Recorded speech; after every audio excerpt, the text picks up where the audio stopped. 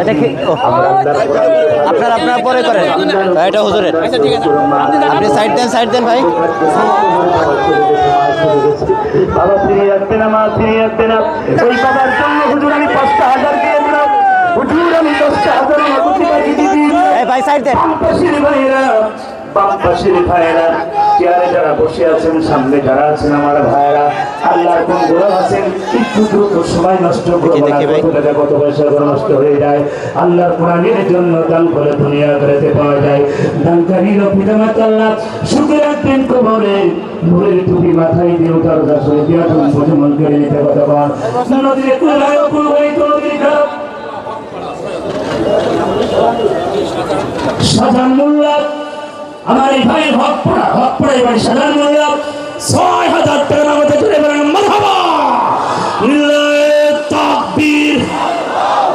প্রধান বক্তার আগমন, মুফতি আমির হামজা সাহেবের আগমন, চুয়াডাঙ্গাবাসীর পক্ষ থেকে। আমার ভাইরা এতটুকু আওয়াজ হলে কিভাবে হবে? আজকে ৩ জন নমিনি আমরা পেয়েছি, আমাদের কুষ্টিয়ার একজন সদরের, আর আমাদের চুয়াডাঙ্গা সদর এবং চুয়াডাঙ্গা ২ আসলে।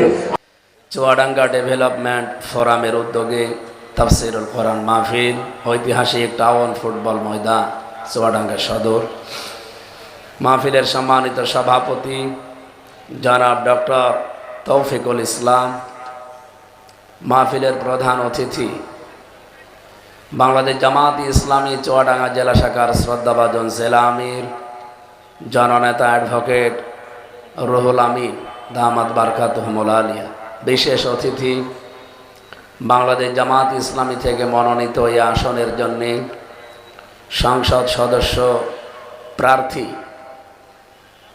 অ্যাডভোকেট মাসুদ পারভেজ রাসেল দামাত বারকাতুহুমুল আলিয়া, সম্মানিত উদ্বোধক ইঞ্জিনিয়ার মোহাম্মদ মোস্তাফিজুর রহমান, যার মাধ্যমে এ পর্যন্ত এসেছি, হায়াতে তাজ্জেবা সিহাতে কল্লিয়া কামনা করছি। এতক্ষণ যারা আলোচনা রাখলেন মাওলানা হোসাইন মাহফুজ, মাওলানা ইকবাল হোসেন, আমন্ত্রিত অতিথিবৃন্দ, অনেক মানুষের নাম দিয়েছেন আপনারা। এমনিতে রাত হয়ে গেছে, এত রাত পর্যন্ত কথা বলা আসলে ঠিক না। এখানে বাংলাদেশের বিভিন্ন রাজনৈতিক দলের নেতৃবৃন্দ উপস্থিত হয়েছেন। আমি অনেকের নাম জানি না, কিন্তু মুখ চিনি। আল্লাহ রাব্বুল আলামিনের দিন বিজয় করার জন্যে এদেশে ৩৬টা দল কাজ করছে শুধু ইসলামের নাম নিয়ে। তাদের সবার উদ্দেশ্য এক। আমি যদি এখন আপনাদের চুয়াডাঙ্গার জেলা সভাপতি অ্যাডভোকেট রুহুল আমিন, অনারে বলে আঙ্কেল ২০ কত হলে হয় বলেন তো? ২০, ২০। উনি যদি বলে ১০ আর ১০ ২০ হয়, ঠিক আছে? কথা বলেন কেন? এখানে যিনি আজকে যেখানে উঠেছিলাম, ওই হোটেলের মালিকের নাম শহীদুজ্জামান টরিক। ওনারে আপনি জিজ্ঞাসা করেন যে ২০ কত হলে হয়, উনি বলবে ১৫ আর ৫, ঠিক আছে? এখানে ইসলামী আন্দোলন চরমনায় জেলা সভাপতি এসেছে, ওনারে জিজ্ঞাসা করেন ২০ কত হলে হয়, উনি বলবে যে ১২ আর ৮ হলে ২০ হয়। সবারটা ঠিক আছে না ভুল? সবারটা ঠিক আছে। আমাদের টার্গেট কি বলেন না কেন? সুতরাং এদেশে ৭৩টা দলের ৪৬টা দল এদেশে হুজুরদের, কোনো অসুবিধা নেই, আরও ১০০টা হোক, কিন্তু সবার টার্গেট কি? এ জমিন আল্লাহ, বিধান চলবে আল্লাহ। এর বাইরে যারা আছে তারা এই ৪৬ দলের ভেতরে নেই। আমার কথা বোঝা যাচ্ছে? সুতরাং ৪৬ যদি আরো ১৪৬ বানান, তাদের উদ্দেশ্য থাকে যদি ২০, আলা আলাহুল খালক ওয়াল আমরু, কোনো অসুবিধা নেই। এই জন্য দেখবেন এখন আমাদের ভেতরে কোনো ঝামেলা হয় না, কারণ আমাদের টার্গেটই এখন এই জমিনে আল্লাহর দিন বিজয় করা লাগবে। আর এই বিষয়ে কথা বললে সবচাইতে বেশি কষ্ট পাবে, খারাপ লাগবে, মন খারাপ হবে তাদের। আমি কি বানিয়ে বলবো না কোরআনে আছে বলেন তো? সূরা শূরার ১৩ নম্বর আয়াতের একটু আগে আছে, শেষের আগে এই শব্দটা আছে কাবুরা আলাল মুশরিকিনা মা তাদউহুম ইলাই। আল্লাহ পাক বলেন, হে নবী, আপনি যেদিকে মানুষকে ডাকেন যে আসো আল্লাহর বিধানে জমিনে কায়েম করি, আনাকিমুদ্দিন ওয়ালা তাতাফাররাকু ফি, এখানে আন শব্দটা অর্থ যদি না আন, এখানে তাকিদের অর্থে পৃথিবীর যত নবীকে পাঠালাম প্রতিটা নবীর জীবনের টার্গেট ছিল এইটা, জমিন আল্লাহর বিধান চলবে কার? হে নবী, আপনাকেও আমি এই একই কাজ দিয়েছি। এই দিন কায়েম করতে গিয়ে কোনো মত পার্থক্য মতবিরোধ করা যাবে না। সুতরাং এ বিষয়ে আমাদের যেহেতু এখন আর মতবিরোধ নেই, এ ৩৬টা দলই এখন চাচ্ছে দেশে আল্লাহর বিধান কায়েম হোক। কিছু চায় না, তারা বোঝে না তাই। আর বুঝে যদি ভুল করে, সে যদি আলেমও হয় পীরও হয়, আপনি বুঝবেন ওটা আবু জেহেল। আখনাস ইবনে শুরাইক সূরা আনআম ৩৩ নম্বর আয়াতের শানে নজুলে আছে। এই লোকটা এসে একটা গোপন ঘরে আবু জেহেলকে জিজ্ঞাসা করেছিল, নেতা, যে মোহাম্মদ যেটা বলে এটা কি সত্য না মিথ্যা? আবু জেহেল ডাক দিয়ে বলছে, আশপাশে কেউ আছে? বলছে না, ও যা বলে সব সত্য কথা, কারণ মোহাম্মদ জীবনে কোনোদিন আজ পর্যন্ত মিথ্যা বলেনি। নবীজিকে তারা পাগল উপাধি দিয়েছে, কবি দিয়েছে, গণক দিয়েছে, জাদুকর দিয়েছে, কিন্তু কোনোদিন নবীজিকে তারা মিথ্যাবাদী বলতে পারে নাই। আখনাস ডাক দিয়ে বলছে, নেতা কি বললেন? মোহাম্মদ যদি সব সত্য কথা বলে আপনি মানেন না কেন? ওই দিন আবু জেহেল বলেছিল, এই কারণেই তো তুই কর্মী আর আমি নেতা। ও যা বলে সবগুলো যদি আমি মেনে নেই তো আমার চেয়ার থাকে। বলেন তো আবু জেহেল কি বুঝে শুনে বিরোধিতা করেছিল না না বুঝে? আরো আসতে বলেন। আজ এই বাংলাদেশের দিন কায়েম হোক আমরা সবাই চাই, কিন্তু কিছু আলেম নামে দালাল দেখছি তারা চাচ্ছে না। অনেক পীর নামে কলঙ্ক তারা চাচ্ছে না। তার মানে বুঝতে হবে এগুলো ডিজিটাল আবু জেহেল। এবার আপনি যান, কার কাছে ফতোয়া জিজ্ঞাসা করবেন করেন।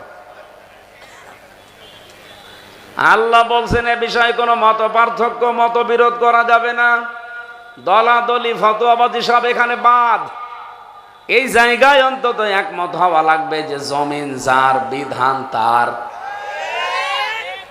কাবুরা আলাল মুশরিকিনা মা তাদউহুম ইলাই, এ কথা বলতে গেলে সব চাইতে বেশি খারাপ লাগবে, মন খারাপ হবে, কষ্ট পাবে তারা যারা মুশরিক। চুয়াডাঙ্গাবাসী, এটা রেকর্ড হচ্ছে, সারা পৃথিবীতে চলছে এখন লাইভ। এই না, এত উঠাউঠি করে কারা? ছেলে সামনে বসে আবার চলে যান, মানে যান, তাড়াতাড়ি যান। এখানে যারা বসেছেন সামনে ওঠা যাবে না ভাই, এটা ক্লাস চলছে। আমি গতানুগতিক কথা বলি না, কথা বললে ওখান থেকে একটা শিক্ষা নিয়ে আসি। এদিকে তাকান।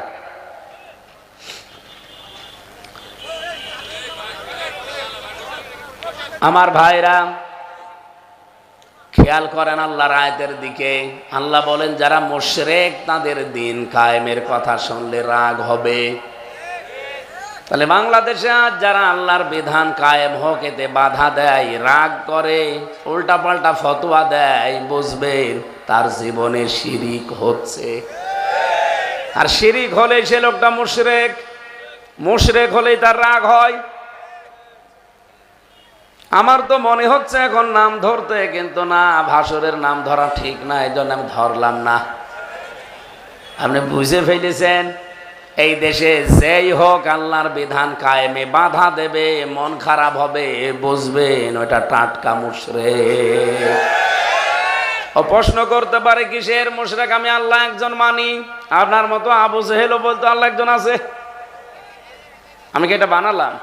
না, কোরআনে কারীম জানিয়েছে ওয়ালা ইনসালতাহুম মান খালাকাস সামাওয়াতি ওয়াল আরদা লা ইয়াকুলুনাল্লাহ।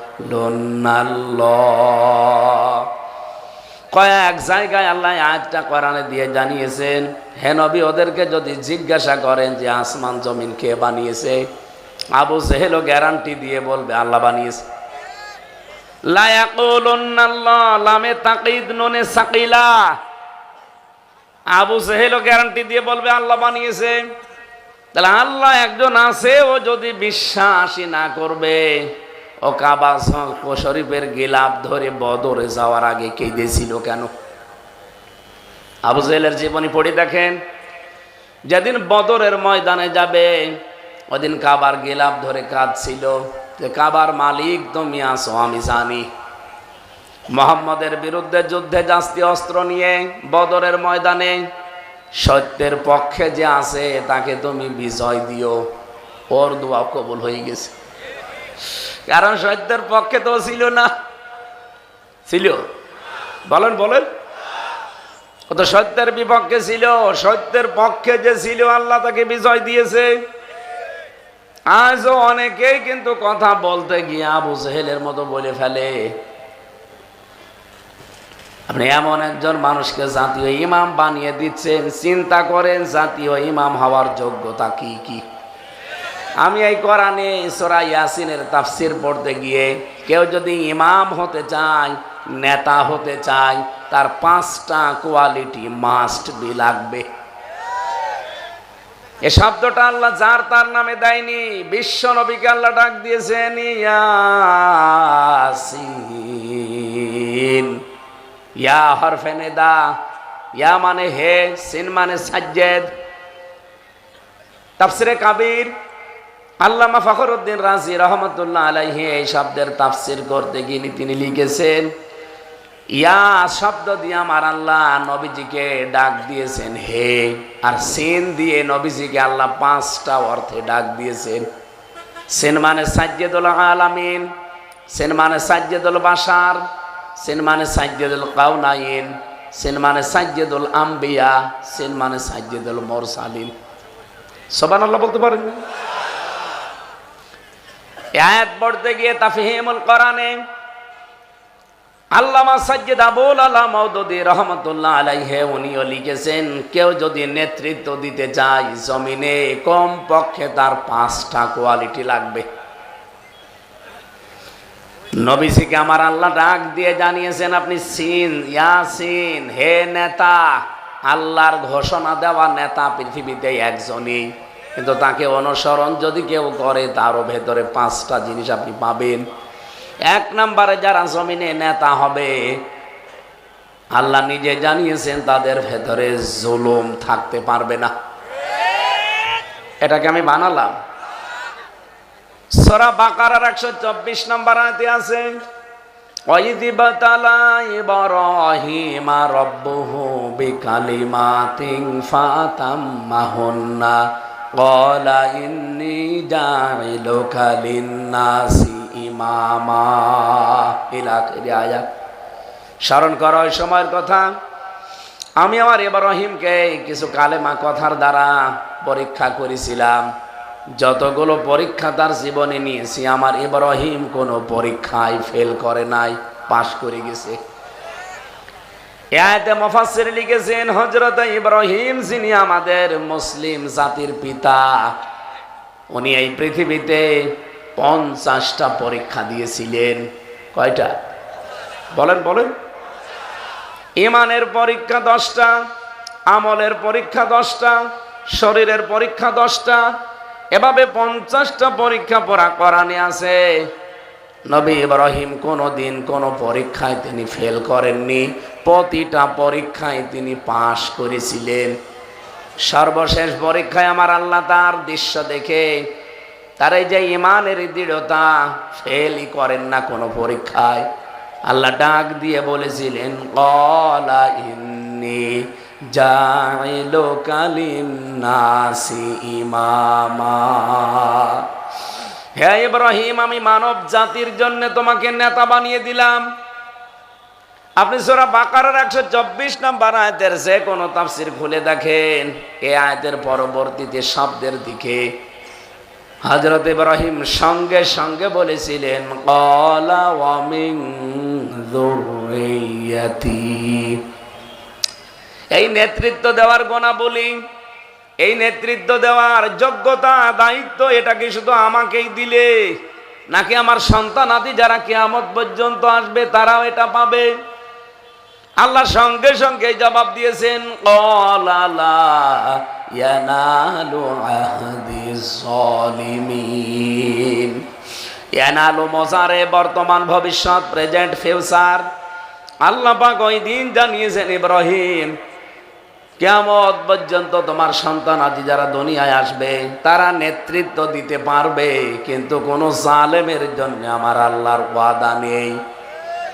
মুফাসসির বলেন পৃথিবীতে যারা জালেম তাদের জন্য রাজনীতি করা জায়েজ নেই। কি কথা বলেন? এই জন্য এই 15.5 বছরে যারা জুলুম করেছেন তারা কিন্তু অলরেডি নিষিদ্ধ হয়ে গেছে রাজনীতিতে। এটা হচ্ছে ডক্টর মোহাম্মদ ইউনূস আদালত এদেশে কোরআন দিয়েই মনে হচ্ছে ফায়সালা দিয়েছে যে জালেম যারা তারা রাজনীতি করতে পারবে না। আবার যদি কেউ জালেম হয়ে ওঠে তার জন্য এদেশে আইন আসতে পারে, তারও রাজনীতি করা নিষেধ।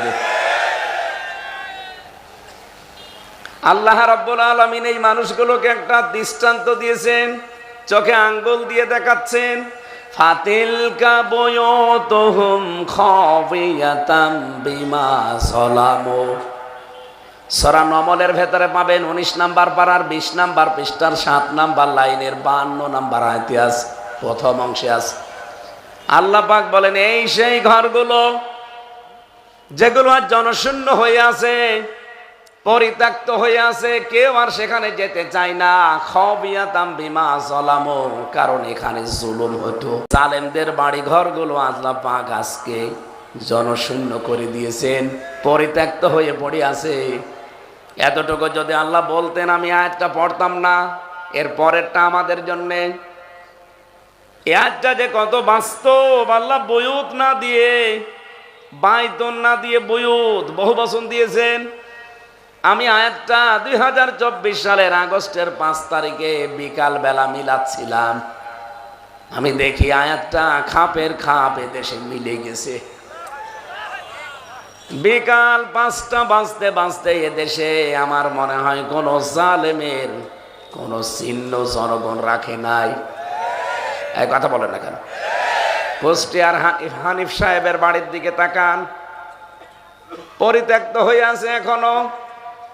আপনাদের এইটার দিকেও তাকান, পরিত্যক্ত হয়ে আছে, কেউ যায় না সেখানে। কেউ যদি যায় প্রসাব করার জন্য। আবু জেহেলের বাড়ির দিকে তাকিয়েছেন, বাদশার বাড়ি ছিল, অথচ সেটা এখন আন্তর্জাতিক টয়লেট। আমি একবার হজে গিয়ে 7 পাক দেওয়ার পরে ক্লান্ত হয়ে গেছি, ওপরে গেলাম। আমি তো আর জানি না ওটা আবু জেহেলের বাড়ি। ওপরে যাওয়ার সঙ্গে সঙ্গে দেখি পেটে ব্যথা। এক পুলিশকে ডাক দিয়ে বললাম যে ভাই এতক্ষণ তো ভালোই ছিলাম, হঠাৎ আমার পেটে ব্যথা করছে। উনি আমারে জিজ্ঞাসা করছে ইয়া হাজি হল হজ্জা তাই না বিলাদুকা, হাজি দেশ কোথায়? যে তো মেন বাংলাদেশ, বাংলাদেশ থেকে এসেছি। উনি ওনার ভাষা দিয়ে আমারে বলতে চাচ্ছে এটা কোন জায়গা আপনি জানেন না? না তো, আবু জেহেলের বাড়ি। আপনি এখনো পায়খানা না করে দাঁড়িয়ে আছেন, তাড়াতাড়ি যান। পায়খানা করে দেখি আমার পেটের ব্যথা ভালো হয়ে গেছে। না, আল্লাহ যেন আমারে জানাতে চাচ্ছে হামজা এত টাকা খরচ করে আসলে আরে শয়তানের বাড়িতে পায়খানা না করে চলে যাবা, তাড়াতাড়ি করো। আপনি দেখেন তো জালেমদের কোন জায়গা এখন ঠিক আছে কিনা, কি অবস্থা হয়েছে। আল্লাহ বলেন এতটুকু যদি বলতাম আমি তোমাদেরকে শোনাতাম না। আমি তো মাঝে মাঝে আয়াতটা নিয়ে ভাবি আল্লাহ ভাঙলো কে জালেমদের বাড়ি ঘরগুলো? কোরআনে কারীম জবাব দিয়েছে সূরা আনআম 7 নাম্বার পারা 12 নাম্বার পৃষ্ঠা 3 নাম্বার লাইনের 45 নম্বর আয়াতে আছে, প্রথম অংশে আছে ফাকুতিআ দাবিরুল কওমিল্লাযিনা যালামু। আল্লাহ পাক বলেন জালেমদের বাড়ি ঘর, জালেমদের শিকড় কেটে ফেলা হয়ে গেছে। কেটেছে কে? না না, আপনারা শুনছেন, এখানে আলেম বসে আছে না? কতিয়া এটা মজহুল, এর ফাইল বা কর্তা জানা নেই। বলেন তো সারা দেশে জালেমরা যেখানে যেখানে টর্চার করেছে এই জায়গাগুলো যে মাটির সাথে মিশে গেল, শিকড় পর্যন্ত আজ নেই, ভেঙেছে কে? আবার বলে আল্লাহ এর ফাইলই জানা নেই, কর্তা জানা নেই, কে ভেঙেছে কেউ জানে না। হানিফ সাহেব যদি জীবনে কোনোদিন ফিরে আসে আর বাড়ি ভাঙার মামলা দেয়, একজনও খুঁজে পাবে না, কারণ কেউ জানে না ভেঙেছে কে। এই যে বলছিলাম এর পরের অংশটা আমার জন্যে, আমাদের জন্যে, এবার শোনেন। ইন্না ফি যালিকা লাআয়াতাল লিকাওমিন ইয়ালামুন। আল্লাহ বলেন অবশ্যই, ইন্না আবার মাঝে আবার লাম দিয়েছেন, অবশ্যই এর ভেতরে শিক্ষা আছে যারা জ্ঞানী তাদের জন্যে। সুতরাং আমরা যেহেতু জ্ঞানী মানুষ, আমাদের শিক্ষা নেওয়া দরকার। জালেমদের এত বড় শিকড় যেখানে কেটে ফেলা হয়ে গেছে, নব্য জালেম যদি কেউ হতে চায় তার শিকড়ও থাকবে না। এখানে নেতা হতে হলে প্রথম গুণ জুলুম মুক্ত হওয়া লাগবে আপনাকে। জীবনে যদি জুলুম থাকে আপনার জন্য নেতৃত্ব দেওয়া জায়েজ নেই। এ ফতোয়া কার? শুধু আজকের জন্যে? কেন আলো মজারে, বর্তমান ভবিষ্যৎ মানে কিয়ামত পর্যন্ত। আর আমার তো মনে হচ্ছে যে দেশের অবস্থা যা, এদেশে কিয়ামত পর্যন্ত আর কোনো জালেম নেতা হতে পারবে না। যেই গজাবে জনগণ আবার তাকে 33 নাম্বার করে দেবে। 32 নাম্বার কয় নাম্বার হয়েছে? 33। এই জন্য আমাদের শিক্ষা নেওয়া দরকার। নেতৃত্বের গুণাবলীগুলো আল্লাহ মুহাম্মদুর রাসূলুল্লাহকে সব দিয়েছিলেন। ওনাকে সাজ্জাদুল আলামিন বলা হয়, আলম না, আলামিন। এরকম জগৎ যত বানিয়েছেন আল্লাহ, সব জগতের জন্য উনি নেতৃত্ব দিয়েছেন, নেতা ছিলেন। সাজ্জাদুল বাশার বলা হয়, বাশার মানে মানুষ। কেউ যদি প্রশ্ন করে যে আমি মানুষ কিন্তু মুহাম্মদুর রাসূলুল্লাহর নেতৃত্ব মানি না, ও মানুষ না। মানুষের বিপরীত কি? যা হয় তাই। আমি যে আয়াত পড়েছি সূরা আলে ইমরানের ৭৭ নম্বর আয়াত, এর ৮১ নম্বর আয়াতটা একটু মিলিয়ে দেখবেন বাড়ি যেয়ে। শুধু আমাদের মতো মানুষ না। ওয়াইযে আখাযাল্লাহু মিসাকান নাবিয়্যিনা লামা আতাইতুকুম মিন কিতাবি ওয়া হিকমা ইলা আখির আয়াত।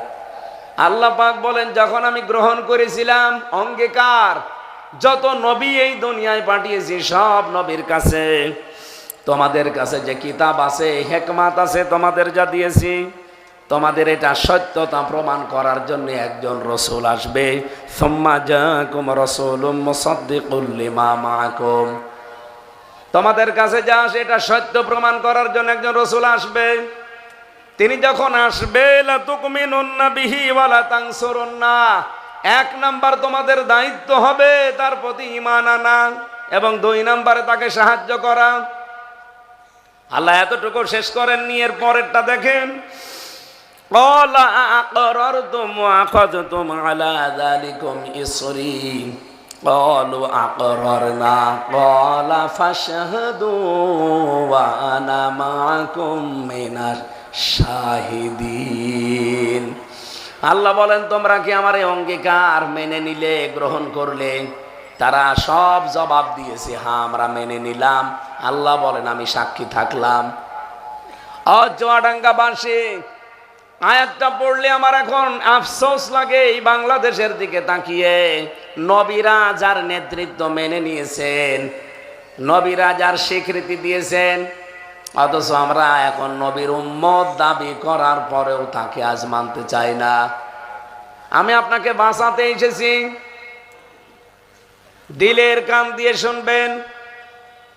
আল্লাহ বলেন ফামান তাওয়াল্লা বাদা যালিকা ফাউলাইকা হুমুল ফাসিকুন। এরপরেও যদি কেউ মুখ ফিরিয়ে চলে যায় তারাই ফাসিক, দুষ্কৃতিকারী। বলেন নাউজুবিল্লাহ।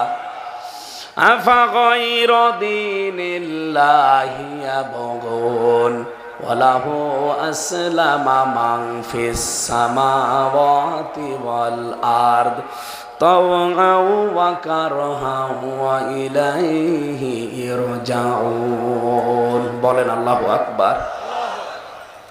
আল্লাহ প্রশ্নবোধক চিহ্ন দিলেন, ইন্টারগেটিভ সেন্টেন্স এটা। হরফে ইস্তেফাম দিয়েছেন আফা গায়রা দীনিল্লাহি ইয়াবগুন।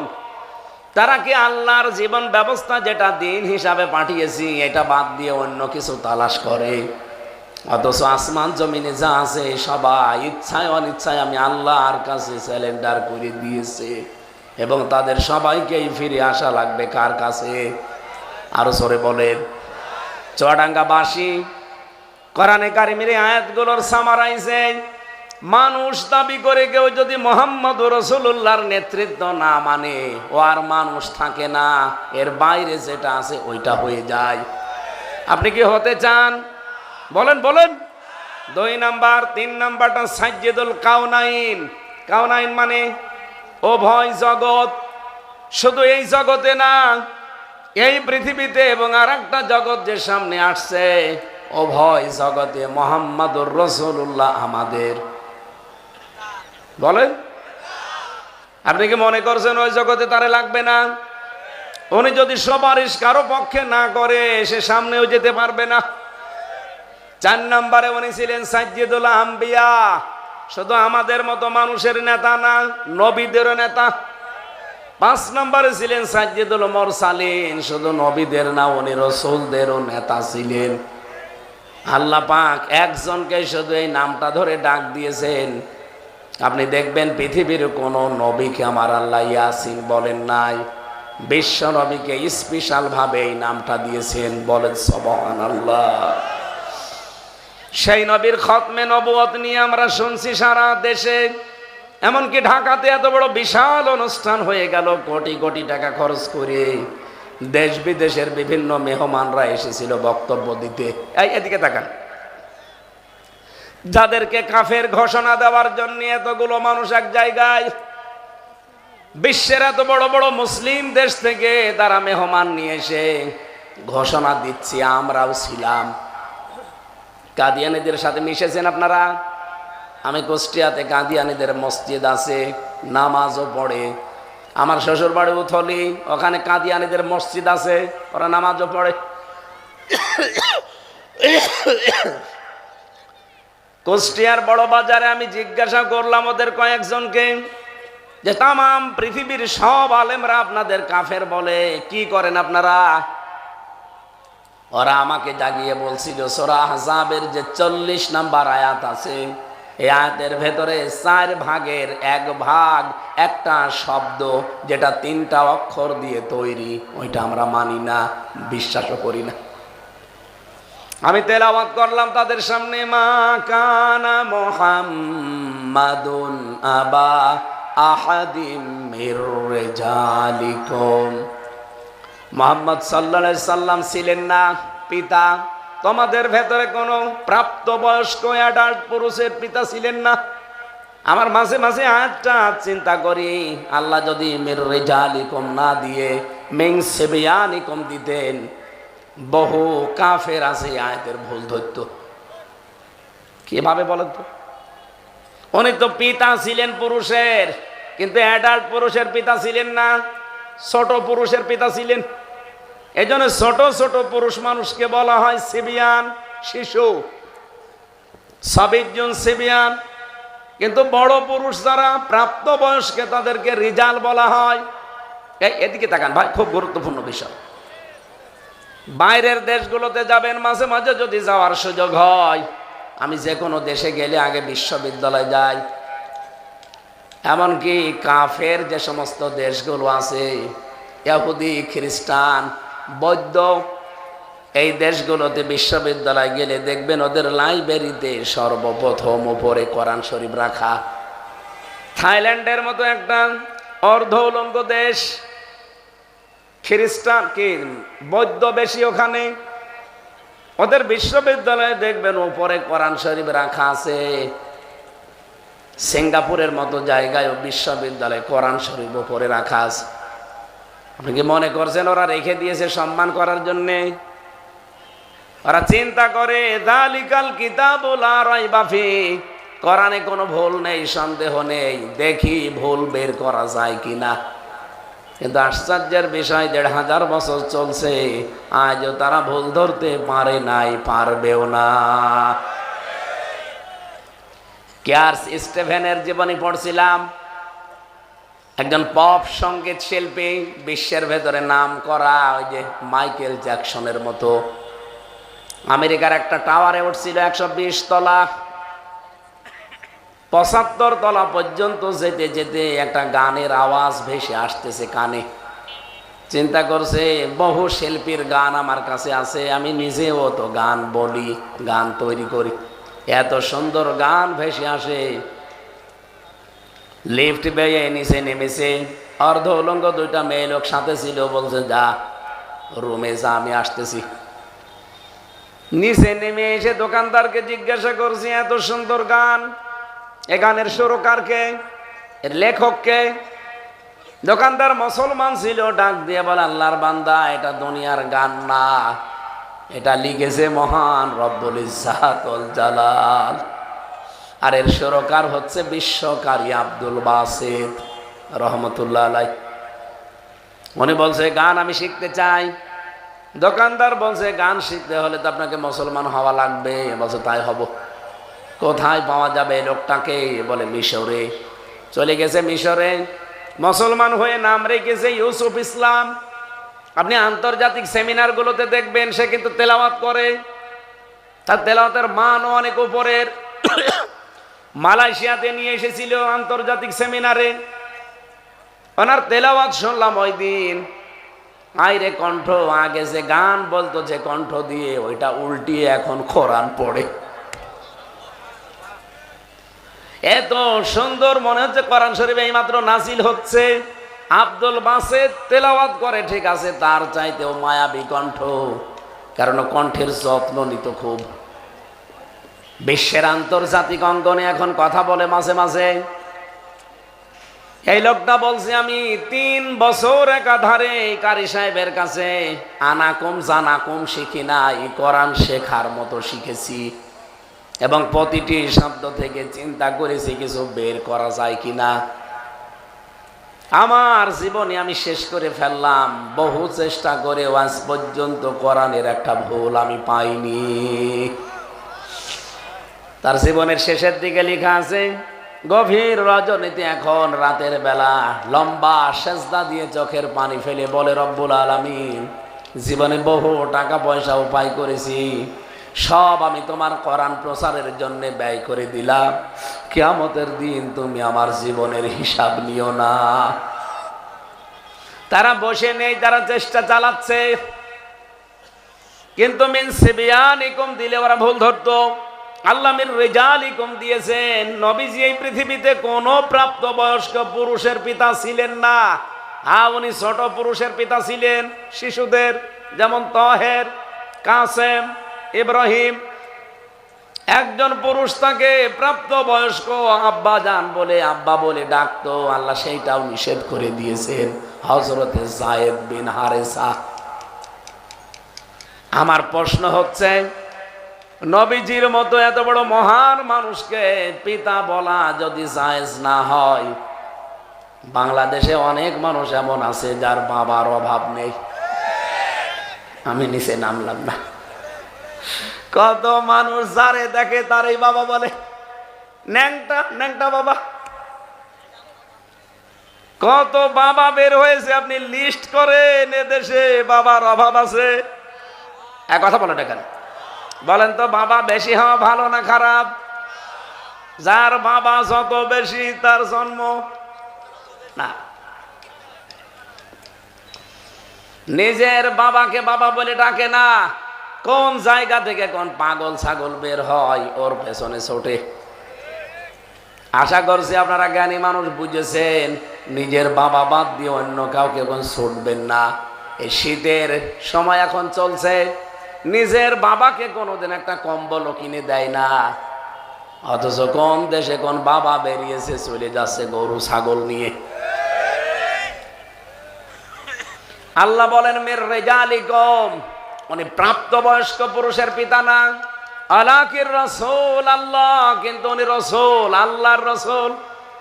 কাদিয়ানের যে ৮-১০ জন মুসল্লি যারা নামাজ পড়ছে তাদের সাথে বললাম কি বলছে, আমরা মানি মা কানা মুহাম্মদ আবা আহাদিম মির রিজালিকুম ওয়ালাকির রাসূল আল্লাহ, সব আমরা মানি, বিশ্বাসও করি, কিন্তু খাতামান নাবিয়্যিন এটা মানি না। উনি শেষ নবী এটা আমরা মানিও না, বিশ্বাসও করি না, কারণ শেষ নবী হচ্ছে গোলাম মোহাম্মদ কাদিয়ানী। ও বাংলার মুসলমানেরা বলেন তো, কাদিয়ানীরা কোরআনে কারিমের ৬৬৬৬টি আয়াত অস্বীকার করে? বলেন বলেন। মাত্র এক আয়াতের একটা শব্দ খতাম, অথচ এই বাংলাদেশ কোরআনের বিধান দিয়ে চলুক এটা যারা চায় না তারা ৯১৮টা আয়াত অস্বীকার করে। কাফের তো এরা না, এরা কাফেরের বাপ। আপনি যার কাছে কাফের ফতোয়া নেওয়ার জন্য, কাফের যাদেরকে ঘোষণা দেওয়ার জন্য, লিখিত নেওয়ার জন্য আপনি আহ্বান জানাচ্ছেন, দাবি জানাচ্ছেন, ধর্ণা দিচ্ছেন, যাদের কাছে জানাচ্ছেন তারা তো আরো বড় কাফের। কথা বলে না কেন? যেই কলম দিয়ে কাফের ঘোষণা দেওয়া হবে, লিখা হবে কাদিয়ানীদের, এবার বাংলাদেশের মুসলমানেরা ওই কলমের মালিক হতে চায়। এই চান না আপনারা? কারা কারা চান দেখি? লিল্লাহে তাকবীর। দেখে তো হাত তোলেনি কে? ঠিক আছে, আলহামদুলিল্লাহ।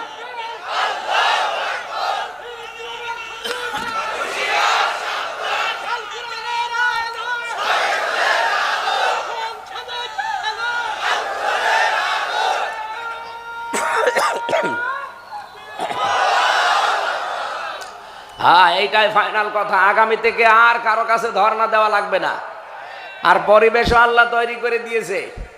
আমরা অনেককে চেষ্টা চালাচ্ছিলাম যে আপনারা বলেন, রাষ্ট্রীয় ক্ষমতায় গেলে আপনারা লিখিত দেবেন, তারা এদিকে ওদিক ঘুরে গেছে, যেটা আইনের ব্যাপার, আরো মার প্যাচ আছে। কিন্তু আমার মনে হয় যারা মুসলিম, কোরআনের এই শব্দটা যারা মানে না, তারা অলরেডি ওই দিন ঘোষণা দিয়েছে, আমরা যদি যেতে পারি কাদিয়ানীদের অমুসলিম ঘোষণা আমরা করব রাষ্ট্রীয়ভাবে।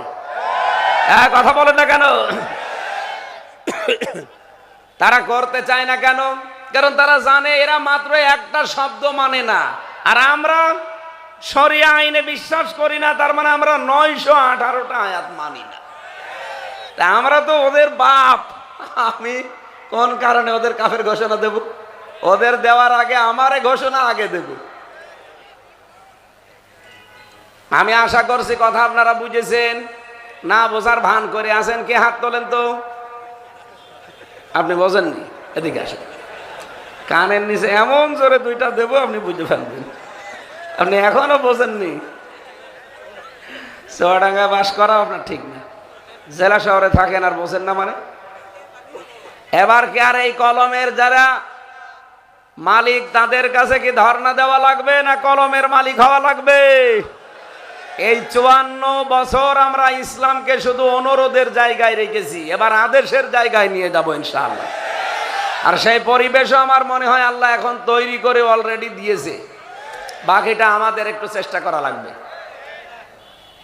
ইন্নাল্লাহা লা ইউগায়্যিরু মা বিকওমিন হাত্তা ইউগায়্যিরু মা বিআনফুসিহিম। আল্লাহ বলেন, কোন জাতির ভাগ্য আমি পরিবর্তন করি না যতক্ষণ তারা নিজেদের ভাগ্য পরিবর্তনের চেষ্টা না করে। আল্লাহ তো করে দিতে চায়, আমাদের চেষ্টাটা আল্লাহ দেখবে। এই চেষ্টাও যদি আপনি ভুলে যান, না করেন, গাফেলতি করেন, আল্লাহর কি দোষ আছে? আরো জোরে বলেন। আমরা যেমন সুন্নাত পালন করে নবীজির, আল্লাহরও সুন্নাত আছে। আমি কোরআনে কারিমে আল্লাহর অনেকগুলো সুন্নাত পেয়েছি। আল্লাহ পাক বলেন আমার নিয়ম নীতি আমার সুন্নাত হচ্ছে জমিনে যারা জুলুম অত্যাচার নির্যাতনের শিকার হয় তাদেরকে আমি রাষ্ট্রীয় ক্ষমতা দিয়ে দেই। এটা আমি বানালাম।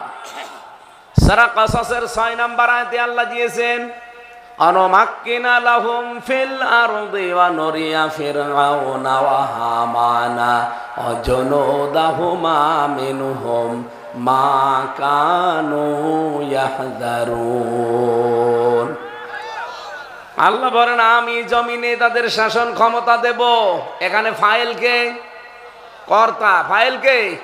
আল্লাহ বলেন আমি দেব তাদেরকে, আমি জমিনের শাসন ক্ষমতা দেব। কেন দেব জানো? ফেরাউনকে আমি দেখাবো। দেখাবে কে? আরো জোরে বলেন। এদেশের ইসলামপন্থী যারা এরা এবার দেখাবে না, এবার সরাসরি দেখাবে আল্লাহ নিজে। অনুরিয়া ফিরআউনা হামানা, আমি ফেরাউনকে দেখাবো, হামানকে দেখাবো। ও জুনুদাহুমা, তাদের সৈন্যবাহিনীদেরকে দেখাবো। মিনহুম মা কানু ইয়াহযারুন, যাদের ব্যাপারে সবচাইতে বেশি তারা ভয় পেত, আশঙ্কা করত, আমি আল্লাহ তাদেরকে জমিনের ক্ষমতা দিয়ে দেখাবো। প্রশ্ন আসতে পারে ফেরাউন তো এখন দুনিয়ায় নেই, আছে, পুরুষটা নেই, মহিলা আছে। এক কথা বলে না কেন?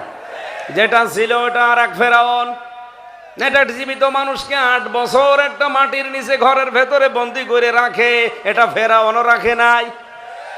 আপনি ফেরাউনের জীবনী পড়েন, আয়না ঘরের দৃশ্য যেহেতু আমার কাছ থেকে দেখা, আমি নিজেও ছিলাম কয়েকদিন, আমি জানি যে কোঠেও কঠিন জায়গা এটা। বিদেশে এক সাংবাদিককে বলেছিলেন অ্যাডভোকেট তাজুল ইসলাম যে আপনি শুধু এই ঘরের ভেতরেই 2 দিন থাকবেন। উনি মাত্র 2 ঘন্টা থাকার পরে বের হয়ে বলছে এখানে কোনো মানুষের থাকা সম্ভব না। অথচ ওই রকম জায়গায় ব্যারিস্টার আরমান 8 বছর ছিল, আমান আজমি ভাই 10 বছর ছিল ওই রকম জায়গায়। আমার জীবন থেকে ওই রকম জায়গা 10 দিন কেটেছে, কিন্তু আমারটা মিনি, ওনারা ছিল বিগটাই। আমি তো দেখেছি জায়গাটা কত মারাত্মক। এমনিতে ভয় মরে যাবেন। চারিদিকে অন্ধকার, নিজের শরীরও দেখা যায় না, এমন অন্ধকার।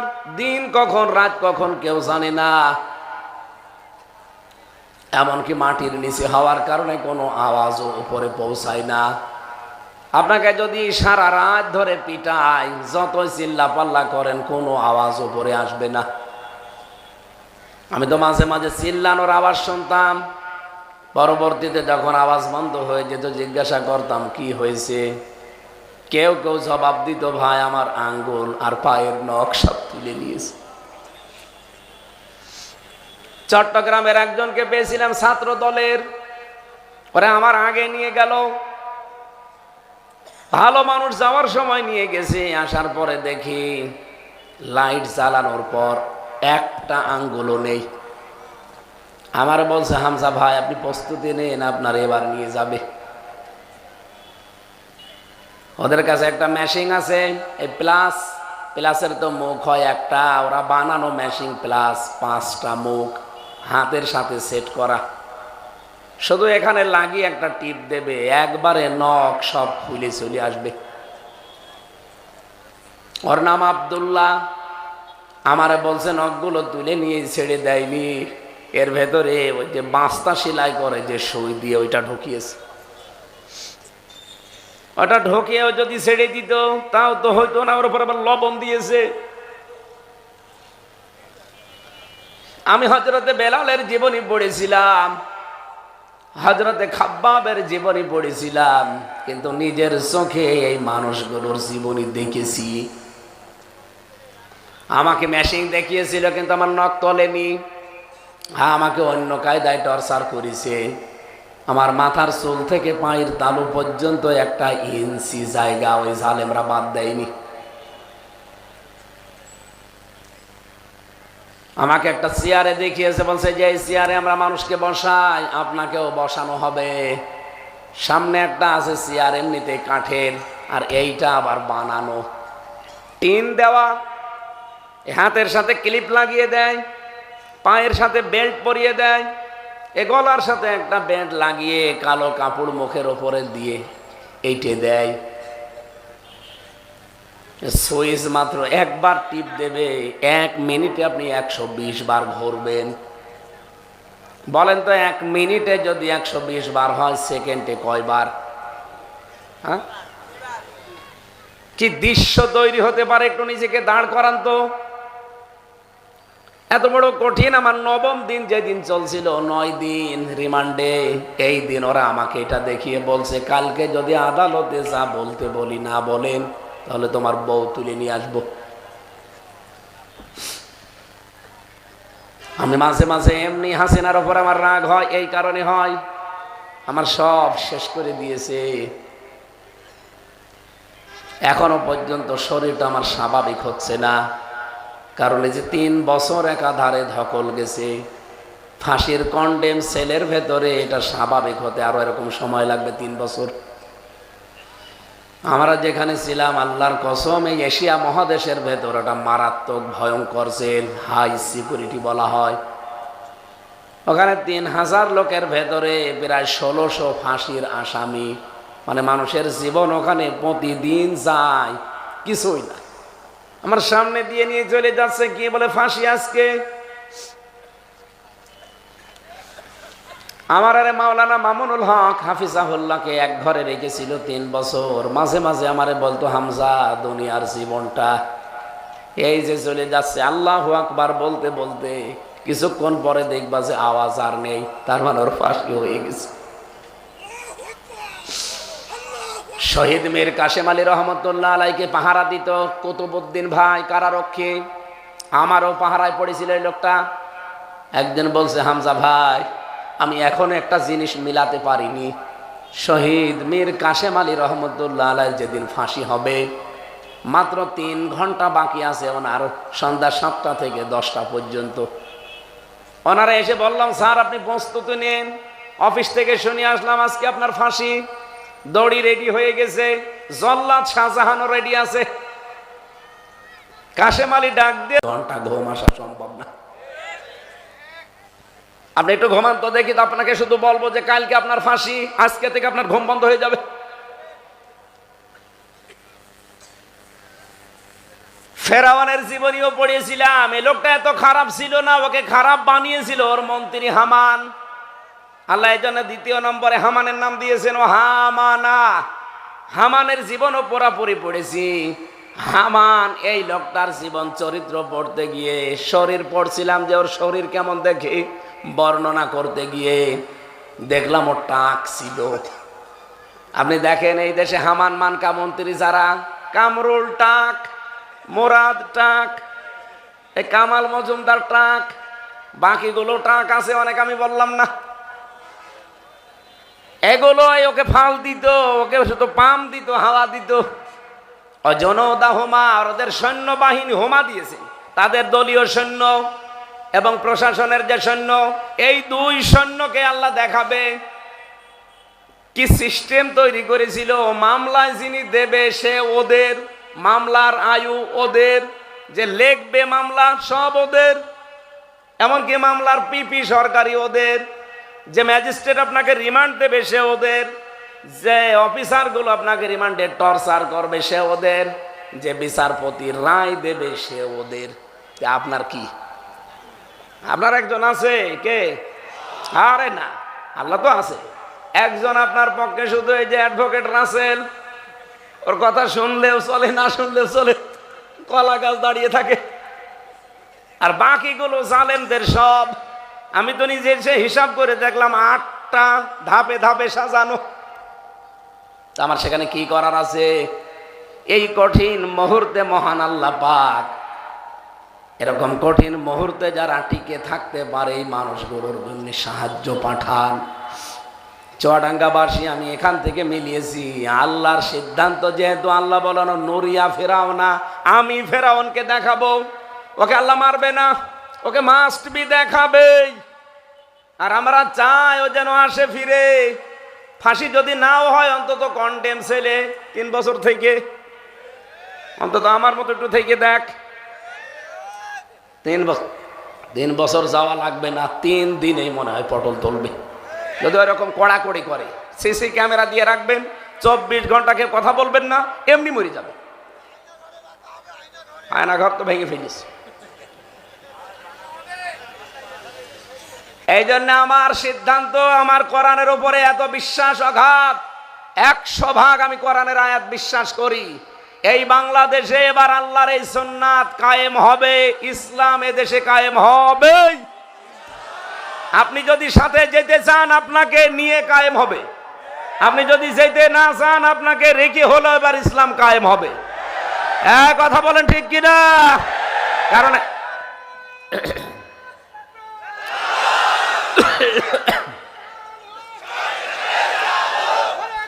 ভাই ঠিক আছে,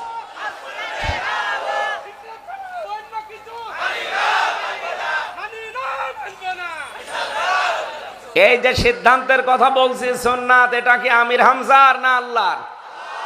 আল্লাহর কোন সিদ্ধান্ত বাস্তবায়নে কেউ বাধা হয়ে দাঁড়াতে পারে? আর দাঁড়ালে ওটা হয়। ফেরাউন দাঁড়িয়েছিল, নমরুদ দাঁড়িয়েছিল, পারে নাই। সুতরাং যারা বিরোধিতা করছেন হয়তো না বুঝে অথবা অন্য কোনো কারণে, আপনারা ফিরে আসেন। এবারে দেশে ইসলাম কায়েম হবেই। আপনি যেতে চাইলে আপনাকে আমরা সাথে নিয়ে যেতে চাই, যেতে না চাইলে আপনাকে রেখে হলেও ইসলাম কায়েম হবে ইনশাআল্লাহ।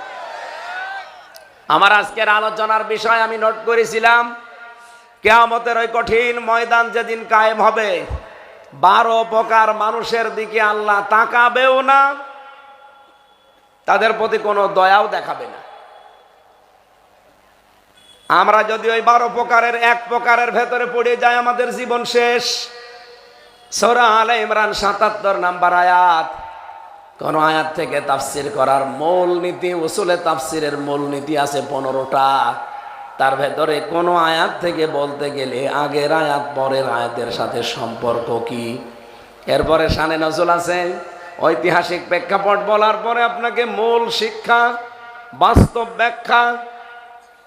তাফসিরে মাযহারিতে আল্লামা সানাউল্লাহ পানিপত এরকম 15টা দিয়েছেন। আমরা যেহেতু সব কিছু প্রায় অলরেডি অনেক কিছু বলে ফেলেছি, মূল কথায় চলে যেতে চাই। আর এত গভীর হয়ে গেছে জন্য মূল কথা বলছি। রব্বুল আলামিন বলেন, ইন্নাল্লাযীনা ইয়াশতারুনা বিআহদিল্লাহি ওয়া আইমানিহিম সামানান কলিলা। নিশ্চয় যারা বিক্রি করে দিয়েছে, ইয়াশতারুনা বিআহদিল্লাহি ওয়া আইমানিহিম সামানান কলিলা, আল্লাহর সাথে কৃত অঙ্গীকার এবং তাদের শপথ সমূহ অল্প মূল্যে যারা বিক্রি করে দিয়েছে, উলাইকা লা খালাকা লাহুম ফিল আখিরাহ, তাদের জন্য আখিরাতে কোনো অংশ আল্লাহর বাকি রাখেন নাই। ওয়ালা ইউকাল্লিমুহুমুল্লাহ, আল্লাহ নিজে তাদের সাথে কথা বলবেন না। ওয়ালা ইউযাক্কিহিম ওয়ালা ইয়ানজুরু ইলাইহিম ইয়াওমাল কিয়ামাহ, আল্লাহ পাক তাদের দিকে তাকাবেনও না। ওয়ালা ইউযাক্কিহিম, তাদেরকে পবিত্র করবেন না। ওয়ালাহুম আযাবুন আলীম, তাদের জন্য যন্ত্রণাদায়ক আযাব আল্লাহ রেডি করে রেখেছেন। এটা আয়াতের বাংলা অর্থ ছিল। এই পেশাব পায়খানার জন্য হলে যাবেন, এমনিতে চলে যান নাকি শেষ করে দেব? আর একটু বলা যায় না? এখানে আমরা 2টা বিষয় পেলাম আয়াতের ভেতরে, আল্লাহর সাথে কৃত অঙ্গীকার এবং আল্লাহর সাথে যারা শপথ করেছি আমরা, এই 2টা যারা দুনিয়ার মোহে পড়ে অল্প মূল্যে আমরা বিক্রি করে দেই, আল্লাহ ইন্নাল্লাযীনা দিয়েছেন, যে বা যারা এই পৃথিবীতে আল্লাহর সাথে কৃত অঙ্গীকার আপনার কি ছিল এটা আপনাকে আগে জানা লাগবে। 2 নম্বরে তার সাথে আপনার শপথগুলো কি কি ছিল। এ কোরআনে কারিমে পড়তে গিয়ে আমরা আল্লাহর 17টা শপথ পেয়েছি এবং আল্লাহর সাথে কৃত অঙ্গীকার পেয়েছি। এগুলো যদি দুনিয়ায় কেউ পূরণ করতে না পারেন, আল্লাহ পাক নিজে বলেন, উলাইকা লা খালাকা লাহুম ফিল আখিরাহ, তাদের আখিরাতে কোনো অংশ আমি আল্লাহ আর বাকি রাখি না।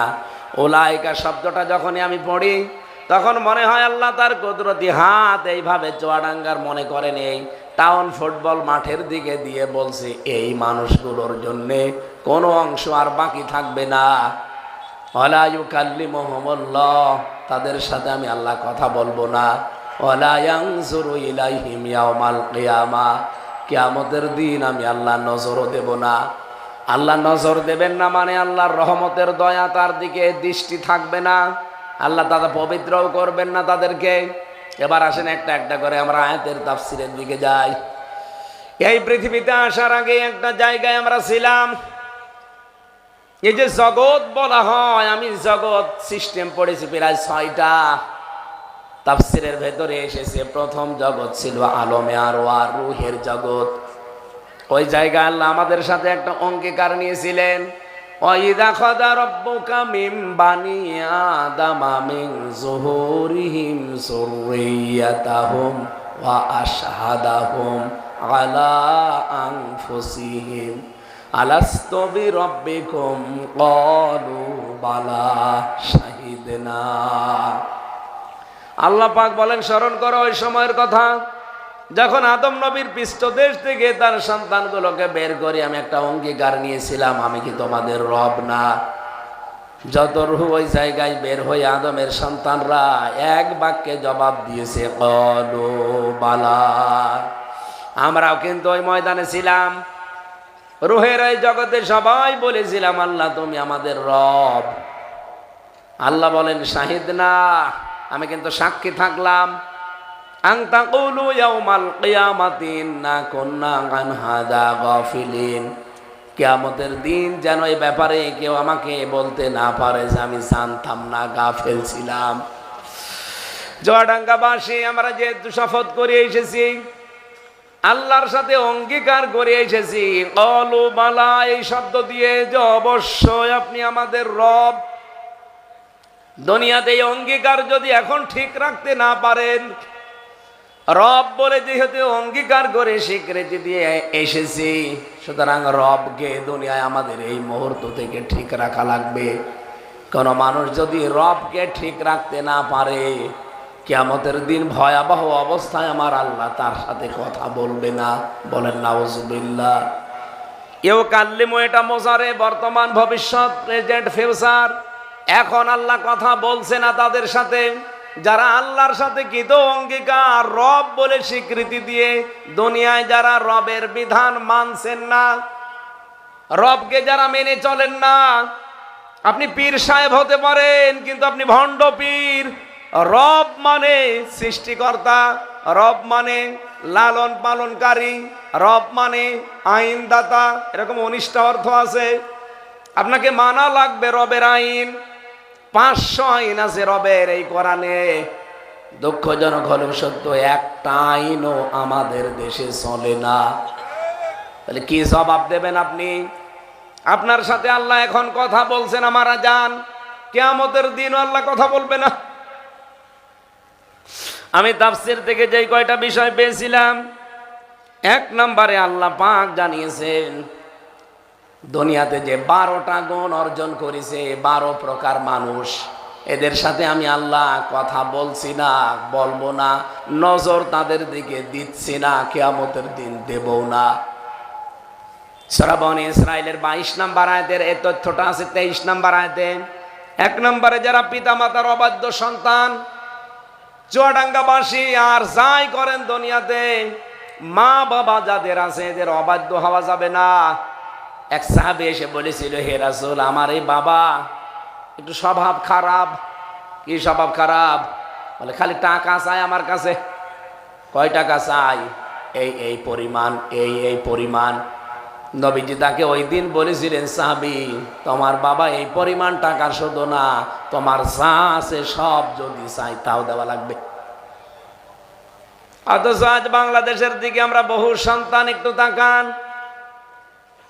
আমরা বাবার হক, মায়ের হক আদায় করতে চাই, তাদের অবাধ্য হতে চাই না। এমন বহু সন্তান আমরা আছি। কিন্তু দুঃখজনক হলেও সত্য, বাংলাদেশের 100টার 98টা সন্তান আমরা পারি না, শুধু আমার স্ত্রীর কারণে। কথা বলে না কেন?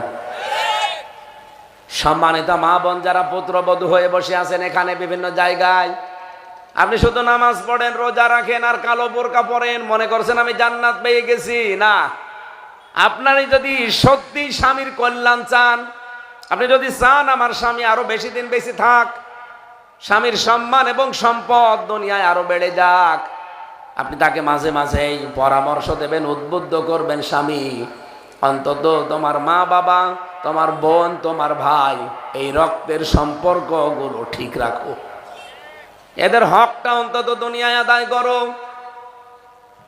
এগুলো বলা তো দূরের কথা, এদের কারণে আরো আমরা অবাধ্য হই। দ্বিতীয় নাম্বার পেয়েছি, পরিবারের অশ্লীলতা দেখে যারা চুপ থাকে, নিজের মেয়েকে উলঙ্গ অর্ধ উলঙ্গ করে ফেসবুকে ছেড়ে দিয়েছে, এরকম গার্জিয়ান নেই? এর দিকে আল্লাহ কিয়ামতে তাকাবে না, কথাও বলবে না, পবিত্রও করবে না। 3 নম্বরে বেশি, যেই নারী পুরুষের আচরণ করে, আজ বাংলাদেশে এটা বেশি। এই কথা বলছে না কেন? আপনি মহিলাকে মহিলা বুঝতেই পারবেন না, আর আচরণ দেখে মনে হবে ছোটখাটো পুরুষ, পোশাক আশাক এবং আচরণ অ্যাক্টিভিটিস সব পুরুষের মতো। সাবধান, আপনার দিকে আল্লাহ তাকাবে না। 4 নম্বরে বেশি, যারা সব সময় নেশায় ডুবে থাকে। নেশা মানে শুধু মদ খাওয়া না, এ বাবা খাওয়া, ডাল খাওয়া, এটাও নেশা। এমনকি যারা বিড়ি, এটাও নেশা। এটা দিয়ে এত বলা ঠিক না, বিড়ি খররা দেখা যাচ্ছে উঠে চলে যাবেন আবার। 5 নম্বরে বেশি, যারা পুরুষে পুরুষে জেনা করে। এইটা চালু করার জন্য এই শরীফার গল্প আমদানি করেছিল। 6 নম্বরে বেশি, মানুষকে এমন একটা কথা বলে যে কথায় সে কষ্ট পায়। এই লোকটা কমপক্ষে একটা কথার জন্য 70 বছর জাহান্নামে থাকবে। এটা ভয়ঙ্কর জিনিস। আজ বাংলাদেশে আগা নেই, মাথা নেই, জানা নেই, শোনা নেই, এক কথা একজনের বিরুদ্ধে বলে দিল। আর এটা সব চাইতে বেশি করে ওই যে ফজু পাগলা। কথা বলছে না কেন?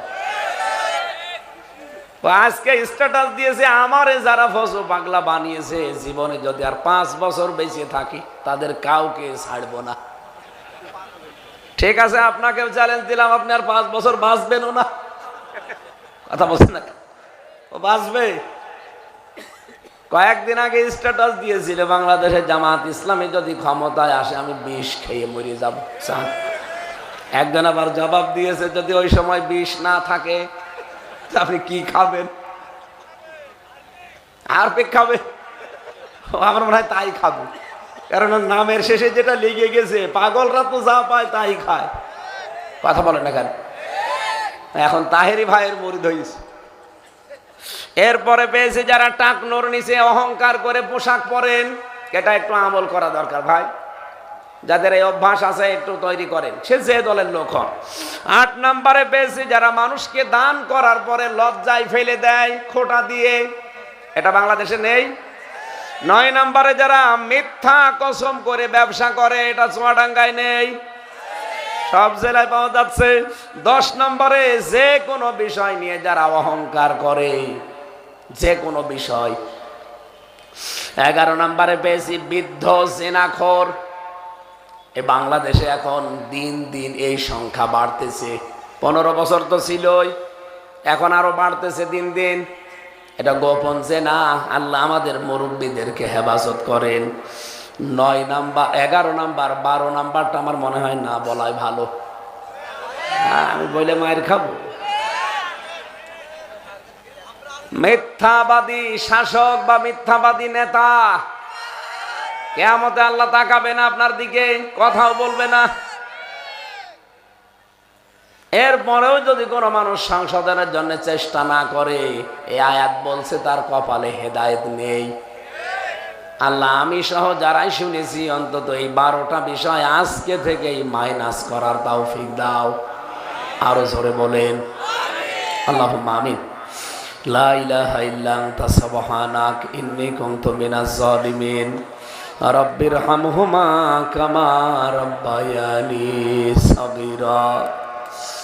রব্বুল আলামিন, চুয়াডাঙ্গা জেলার টাউন ফুটবল ময়দানের দিকে তাকাও। রাত 12টা বেজে যাচ্ছে। চাতক পাখির মতো তোমার বান্দা বান্দিরা কোরআনের কথাগুলো শুনছিল। যতটুকুই শুনেছি আমল করার তৌফিক দিয়ে দাও। কিয়ামতে তুমি তাকাবেও না, কথাও বলবে না। এই 12 প্রকার মানুষ থেকে তুমি আমাদেরকে হেফাজত করো। এই গুণগুলো যদি আমাদের কারো ভেতরে থাকে, আল্লাহ 12 শ্রেণীর ভেতর থেকে আজকে আমাদেরকে বাঁচাও। এই মাহফিলটা করার জন্যে ইঞ্জিনিয়ার মোস্তাফিজুর রহমান সহ যত মানুষ চেষ্টা চালিয়েছে, আল্লাহ প্রত্যেকটি মানুষকে তুমি কোরআনের খাদেম বানিয়ে দাও। মাহফিলের সভাপতি, প্রধান অতিথি, বিশেষ অতিথি সহ যারা এসেছি, আল্লাহ তুমি এই 12টা গুণ থেকে আমাদের সবাইকে বাঁচাও। সম্মানিতা মা বোনদেরকে তুমি খাদিজাতুল কুবরার মতো, আয়েশা সিদ্দিকার মতো বানিয়ে দাও। পরিবারে অনেকের শান্তি নেই, আল্লাহ স্বামী স্ত্রীর ভেতরে মিল মহব্বত তৈরি করে দাও। বড় স্বপ্ন, 3টা বছর জেলে আমি একই দোয়া করেছি, আল্লাহ যদি বের করো জেল থেকে, কোরআনের সমাজ আমাদেরকে দেখার সুযোগ দিও। আমার বিশ্বাস দোয়া কবুল হয়ে গেছে। আল্লাহ চর্ম চোখে একবার হলেও কোরআনের রাজ দেখার সুযোগ দাও।